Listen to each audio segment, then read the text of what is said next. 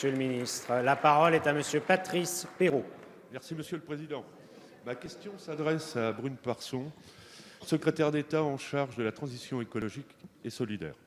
Madame la ministre, vous revenez tout juste de Bonn, où vous vous êtes rendue à l'occasion de la COP23.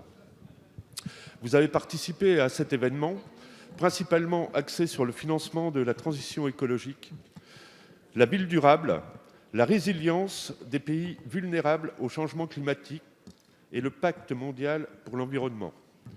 Dans ce même temps, un cri d'alarme de 15 000 scientifiques, issus de 184 pays, a retenti, nous montrant l'urgence qu'il y a à agir pour notre planète.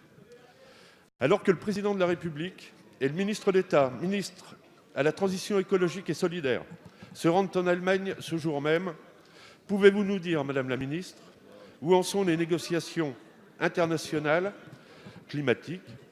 Comment la France peut-elle faire avancer l'actuelle négociation afin d'éviter ce bien triste constat du « il est bien trop tard » pour inverser la dégradation du monde naturel et notamment le réchauffement climatique? En quoi ces rencontres internationales ont une influence concrète sur nos territoires en métropole et d'outre-mer, via notamment l'action gouvernementale? Je vous en remercie. Merci, Monsieur le député.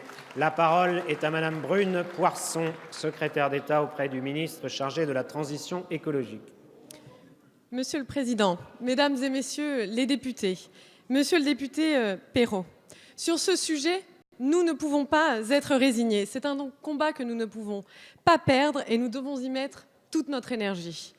J'étais effectivement à Bonn ces 2 derniers jours et ce que j'ai constaté, c'est à quel point les acteurs sont mobilisés pour faire avancer les négociations, effectivement. Mobilisés aussi pour trouver des solutions concrètes et les montrer déjà à Bonn. Et la France prend d'ailleurs toute sa part de responsabilité dans la lutte contre le changement climatique et pour faire avancer les négociations. C'est d'ailleurs tout l'objet de la présence du président de la République aujourd'hui à Bonn, ainsi que du ministre d'État Nicolas Hulot.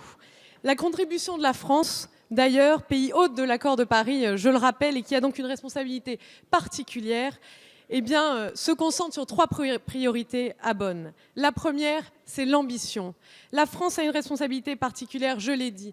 Et nous-mêmes, nous appliquons cette ambition à nous-mêmes puisque nous avons annoncé et commencé de mettre en œuvre, annoncé en juillet dernier un plan climat qui vise la neutralité carbone d'ici 2050. C'est extrêmement ambitieux. L'action aussi et surtout. La mise en œuvre de l'accord de Paris, c'est ce que nous faisons également en France et ce que nous encourageons nos partenaires à faire. Vous avez ici même, vous êtes prononcé en faveur de la loi qui vise à mettre fin à l'exploitation des hydrocarbures d'ici 2040. La solidarité aussi, notamment ici en France avec le paquet Solidarité Climat, mais aussi vis-à-vis de nos partenaires internationaux, puisque nous contribuerons à hauteur de 5 milliards d'euros à la solidarité climatique à partir de 2020. Mais il s'agit aussi, et vous l'avez souligné, de mettre en œuvre la lutte contre le changement climatique sur nos territoires. Et nous apportons et nous voulons apporter des résultats et des solutions concrètes à ça. Nous le savons, eh bien, des collectivités ont répondu présent, Merci, effectivement. Mais Madame la